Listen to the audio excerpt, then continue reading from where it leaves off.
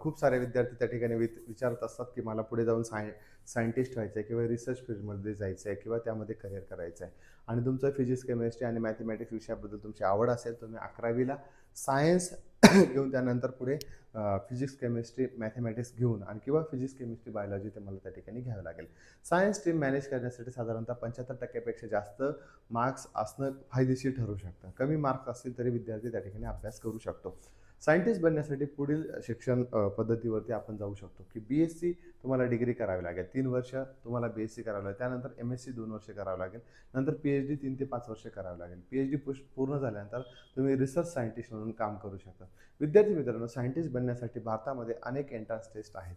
त्यामध्ये आयसरची aptitude taste होते, नेस्टची exam होते. त्याच्यानंतर जे-डबल-ई ॲडव्हान्सद्वारे आय-आय-एस-सी बँगलोरसारख्या टॉप इन्स्टिट्यूटमध्ये तुम्हाला ॲडमिशन मिळू शकतं. आय-आय-एस-सी आणि आयसर मध्ये तुम्हाला ॲडमिशन मिळू शकते. ह्या प्रेस्टिजियस इन्स्टिट्यूट मानल्या जातात. एन-सी-एलमध्ये तुम्हाला ॲडमिशन मिळू शकतं. इस्रोमध्ये तुम्हाला ॲडमिशन मिळू शकतं. डी-आर-डी-ओ, बी-ए-आर-सी यामध्ये सायंटिफिक रिसर्च करण्यासाठी तुम्हाला ॲडमिशन मिळू शकतं. यामध्ये साधारण सॅलरी 50 ते 1 लाखापर्यंत असते आणि एक्सपिरियन्स मिळाल्यानंतर ती सॅलरी ऑब्व्हियसली वाढणारच आहे. विद्यार्थी मित्रांनो, सायंटिस्ट एक करिअरमध्ये रिस्पेक्टचा नॉलेजचा खूप जास्त त्या ठिकाणी भाग असतो आणि त्यामध्ये एक लक्षात घ्या, की स्ट्रॉंग कन्सेप्ट असेल, रेग्युलर स्टडी असेल, फिजिक्स, केमिस्ट्री, मॅथमॅटिक्स आणि बायोलॉजीमध्ये तुमचे चांगले सब्जेक्ट असतील, तुम्ही नक्कीच सायंटिस्ट बनू शकता.